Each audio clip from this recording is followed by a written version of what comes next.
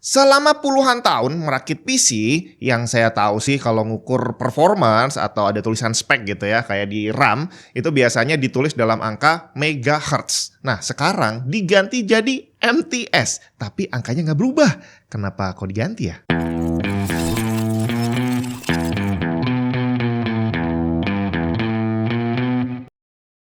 Awalnya saya juga bingung, kenapa kok dari MHz diganti menjadi MTS, tapi angkanya masih tetap sama. Jadi kalau misalkan dulu nih, ini RAM masih keluaran yang lama DDR4, tulisannya di sini 3200 MHz. Nah, kalau kamu cari RAM yang sama sekarang, udah bukan 3200 MHz lagi, tapi 3200 MTS, Mega Transfer per Second. DDR5 juga sama, 6200, ini masih ada nih, 6200 MHz. Tapi sekarang kalau kamu cari, tulisannya udah ganti jadi MTS. Ini udah jadi MTS. Tapi itu tadi, angkanya nggak berubah bre. Kenapa kok bisa seperti itu? Sedangkan yang saya tahu yang namanya satuan itu fix ya. Artinya satuan panjang aja, misalkan 1 meter ya 1 meter. Mau kamu ganti menjadi 1 sentimeter, walaupun sama-sama satuan panjang, angkanya nggak mungkin sama. Apalagi kalau satuannya berbeda, megahertz dan mega transfer. Kok bisa angkanya nggak berubah? Kenapa kok harus diganti? Kayak zaman dulu ada UMPTN, terus diganti jadi SNMPTN, terus jadi lebih panjang lagi, saya sampai nggak tahu namanya apa. Itu diganti karena katanya banyak kecurangan di sana. Apakah di RAM ini juga banyak kecurangan? Hertz adalah satuan frekuensi. Frekuensi ini adalah seberapa banyak satu hal terjadi dalam 1 detik. Gelombang suara misalkan disebutkan 20 Hertz, itu artinya sumber suaranya yang berupa satu benda yang bergetar gitu ya, itu dia bisa bergetar 20 kali dalam 1 detik. Getar itu adalah naik turun gitu ya. Kalau dalam aplikasi nyata kayak di gitar tuh, senar gitar tuning standar E yang paling bawah, yang paling tinggi, itu dia punya frekuensi 329 Hertz. Artinya saat senarnya dipetik, itu dia akan bergetar 329 kali dalam 1 detik. Nah, dalam dunia komputer juga sama. Ada banyak sekali komponen yang ukuran performance-nya menggunakan hertz. Seperti contohnya monitor. Refresh rate itu dalam hertz. 60 hertz, 144, 165 gitu ya. Dimana kalau disebutkan 60 hertz itu berarti dalam waktu 1 detik monitornya bisa menampilkan 60 gambar. Semakin tinggi hertz-nya semakin bagus. CPU juga sama, RAM juga sama. Hertz, megahertz, gigahertz yang disebutkan di sana adalah clock cycle-nya. Bahwa CPU yang punya frekuensi atau tadi biasa kita sebut sebagai clock 5 gigahertz itu berarti dia punya clock cycle 5 miliar kali dalam 1 detik. RAM juga sama. Kalau RAM ini tadi 3200 MHz itu berarti dia punya clock cycle 3200 juta kali dalam 1 detik. Nah, pada RAM clock cycle itu setara dengan transfer data. Jadi kalau tadi tertulis di situ dia 3200 MHz, dia punya 3200 cycle. Tiap satu cycle-nya adalah 1 kali transfer data. Berarti jika disebutkan 3200 MHz berarti dia setara dengan 3200 mega transfer per detik. Nah, berarti langsung terjawab dong. Kalau gitu 3200 MHz memang setara dengan 3200 MTS. Emang iya? Tahan dulu. Tidak selalu seperti itu. Yang kita gunakan sekarang itu adalah teknologi RAM yang namanya DDR, Double Data Rate atau Dual Data Rate. Ya pokoknya dua lah ya data rate-nya. Nah, sebelum DDR ada RAM yang namanya SDR, Single Data Rate. Secara prinsip hampir sama bahwa tadi setiap satu clock cycle dia setara dengan 1 kali transfer data. Jadi 1 Hz setara dengan 1 MTS. Kalau divisualisasikan, cycle itu adalah naik dan turun, maka memori SDR hanya bisa melakukan transfer saat cycle-nya lagi naik doang. Berarti sah, memori yang punya 100 MHz artinya punya 100 mega transfer. Tapi pada RAM DDR berbeda bre, setiap satu clock cycle dia punya 2 sinyal untuk transfer data.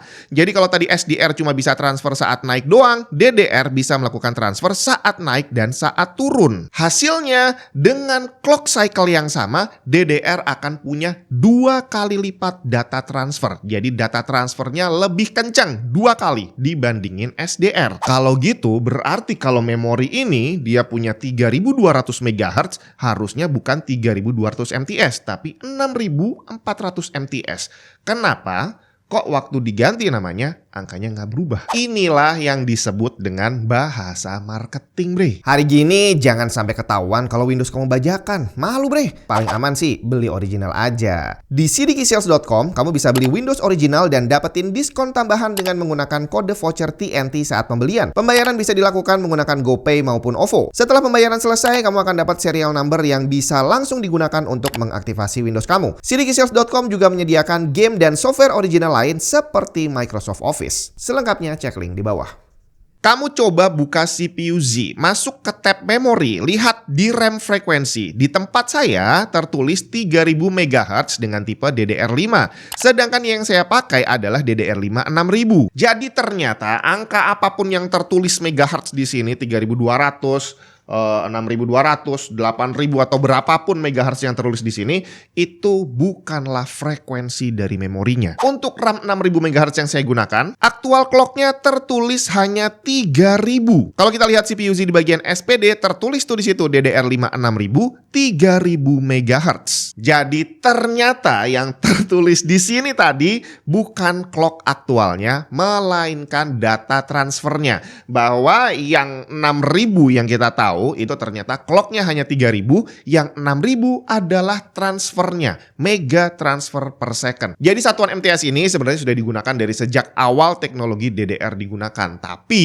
karena alasan marketing tadi ditulis di sini sebagai megahertz, bukan mega transfer per second. Tapi kenapa kok ditulisnya sebagai megahertz, bukan mega transfer per second? Nah, disinilah yang ya akhirnya jadi kira-kira saya sendiri ya. Jadi untuk menunjukkan bahwa teknologi DDR itu memang 2 kali lipat lebih kencang dari SDR, harus angka yang ditunjukkan itu memang harus benar-benar wow gitu ya. Yang kalau dilihat orang langsung, oh iya benar ini 2 kali lipat. Jadi tadi di awal memori SDR misalkan dia 100 MHz berarti dia setara dengan 100 mega transfer per second, 1:1. Begitu keluar DDR, clocknya sebenarnya masih sama 100 MHz. Tapi karena transfer datanya 2 kali lipat, akhirnya dia 100 MHz 200 MTS. Nah, kalau mau jelasin ke orang 100 MHz 200 MTS dibandingin sama 100 MHz 100 MTS kayaknya terlalu ribet deh. Jadi akhirnya ya udah ditulis aja 200 MHz.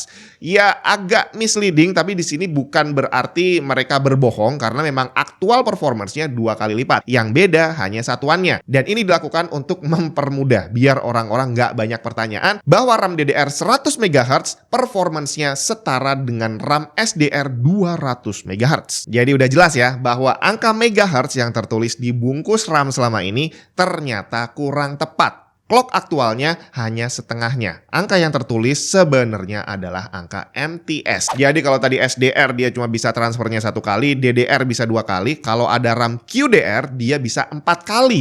Artinya dengan clock yang misalkan ini 3000 MHz berarti dia akan punya transfer rate sebesar 4 kali lipatnya, 12.000 mega transfer per second. Tapi apa ada yang QDR? Teknologi DDR pertama kali diperkenalkan tahun 1998. Dalam perkembangannya sebenarnya jenis memori itu ada banyak banget. Bukan cuma SDR dan DDR. Ada RDRAM, RAM bus DRAM, SRAM, Static RAM, EDORAM, Extended Data Output RAM, HBM, High Bandwidth Memory, bahkan ada lagi yang QDR, Quad Data Rate. Dan hampir sama seperti SDR ke DDR yang secara teori dia meningkat 2 kali lipat dan ternyata aktualnya juga 2 kali lipat. DDR ke QDR itu secara teori juga meningkat 2 kali lipat lagi. Untuk tiap satu clock cycle, dia akan bisa punya 4 sinyal untuk transfer data. Jadi memori dengan frekuensi 3000 MHz akan punya 12.000 mega transfer per second. RAM QDR ini sebenarnya udah lama ada. Pertama kali dia diperkenalkan tahun 2000-an untuk prosesor Intel Pentium 4, Atom, Celeron, Pentium D, dan Core 2 series. Tapi ternyata pada praktek penggunaannya tidak seindah yang dibayangkan, bre. Makanya kenapa QDR nggak dipakai sebagai teknologi umum yang digunakan sampai hari ini. Komplikasinya ada banyak banget. Dari pin yang digunakan dia lebih banyak, layout PCB-nya juga lebih rumit dan berujung pada harganya yang jadi jauh lebih tinggi. Belum lagi desain motherboard, terus memori controller yang ada juga perlu dirombak untuk menyesuaikan dengan teknologi QDR. Ditambah lagi dalam skenario penggunaannya dia tidak 2 kali lebih cepat dibandingin DDR, hanya bisa lebih efektif dalam penggunaan tertentu aja. Jadi akhirnya sampai hari ini teknologi DDR lah yang dianggap paling efektif dan masih digunakan sampai sekarang. Semoga bermanfaat.